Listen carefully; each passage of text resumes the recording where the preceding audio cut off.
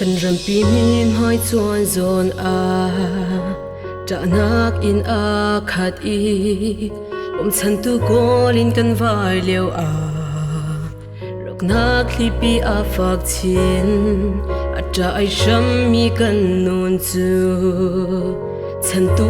lo an lem than khoya hen nut man ngei nak ram ti in kan ai chung khar an tlim ti long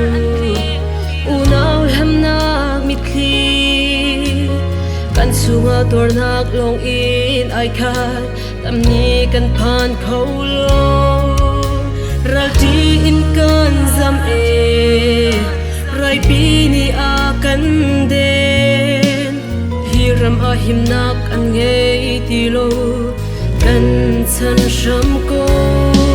isar mi pi hu pen tu har nak nien kul man a lam thar wan sak I lam mu sak tu chung dong bi kan ba mi hin kan ram pi rok leo a thi nak ra long I nai khat kan mu kan mai lut nak lam lo kan au na ko kan thei pia lot nak lam nak ha mo sis ko thir sang se kan rama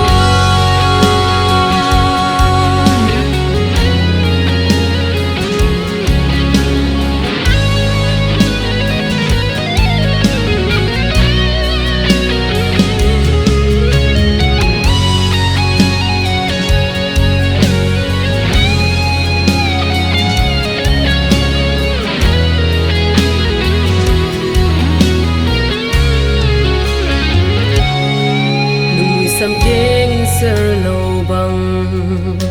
vo lei ral ni an kan pam achana chun khoi hen ser tu mo chiat nak bia achua na kho khaning kan thei thiam lo lung thon nak tu kan pe hi le ral te khau tu kan si na ba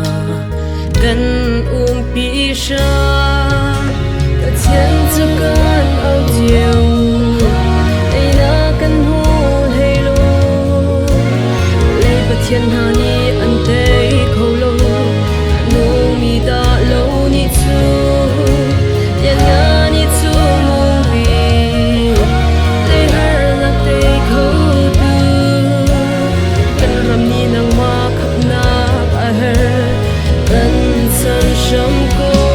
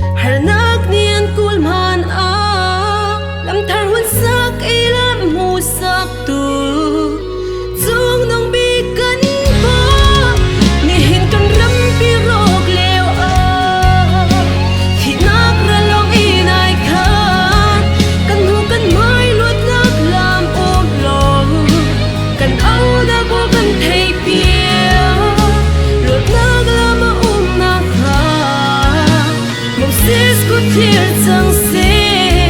kan rama mo sis ko thiên